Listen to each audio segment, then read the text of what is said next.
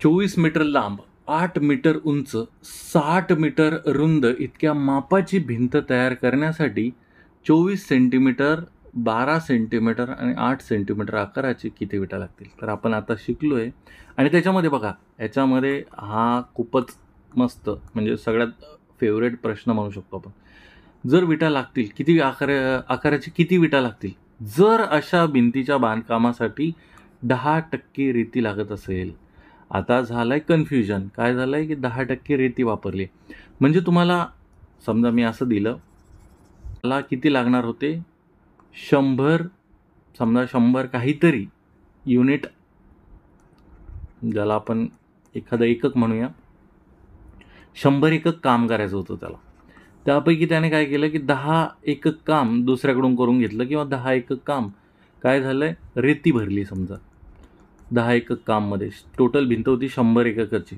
त्यापैकी 10 एकक त्याने रेती भरली. आता त्याला किती भिंत भरायची आहे? 90 एकक भिंत भरायची आहे. कशाने? विटाने. पण त्यापैकी कशापैकी? तर टोटल भिंत होती त्याची 100ची. ठीक आहे, हा कन्सेप्ट कळाला. तर आता बघा, तुम्हाला माहिती आहे की विटा काय असतं? विटा कशा काढायच्या? तर भिंतीचं, भिंत आहे ना, भिंतीचं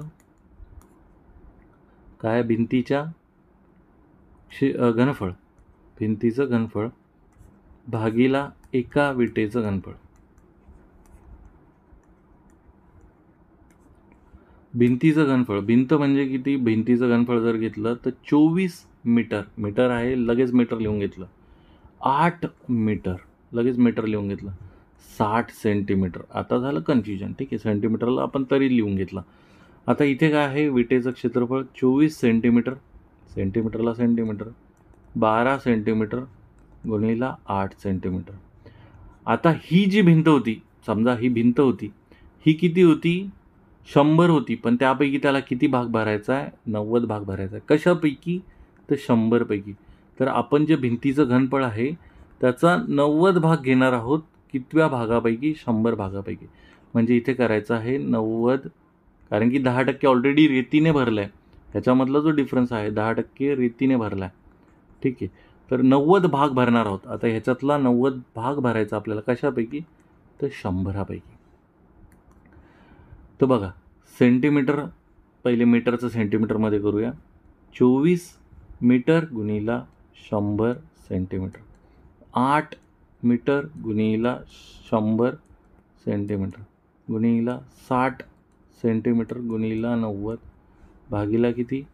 भागीला 24 सेंटीमीटर गुणिला 12 सेंटीमीटर गुणिला 8 सेंटीमीटर गुणिला 100. आता हे centimetre, centimetre, 2 centimetre, 2 centimetre, 3 centimetre, 3 centimetre, 24 एक 24. इथे बघा, आता वरती किती राहिलेलं आहे? 1 गुणिला 100 म्हणजे 100 गुणिला 8 गुणिला 100. जास्त खिचड्या नाही होऊन म्हणून परत मी हे करत आहे. 60 गुणिला 90 भागीला 12 गुणिला 8. इथे खाली फक्त 12, 8 राहिलेत आणि खाली 100 राहिलेत. तर हा 100, हा 100 कटला, हा 8, हा 8 कटला. 6 एक 6, सैन दुनी 12. किती राहिलेत बघा? 100 गुणिला हा 100 राहिला, इथे 10 राहिला, इथे 90 राहिला, गुणिला 10 गुणिला 90 भागीलामध्ये फक्त 2 राहिला. 2 एक 2, 45 दोन्ही 90. 45 वरती 1, 2 आणि 3 शून्य ठेवायचे म्हणजे 4, 5, 1, 1, 1. म्हणजे किती विटा लागणार आहेत त्याला? 45,000.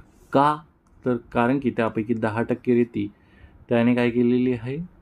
रेती वापरलेली आहे. जर ह्याच्यामध्ये विचारलं असतं 100% किती, तर ऑब्व्हियसली 5% रेती काढली असती. म्हणजे हे 90/100 नसतं केलं तर किती विटा आल्या असत्या त्याच्या?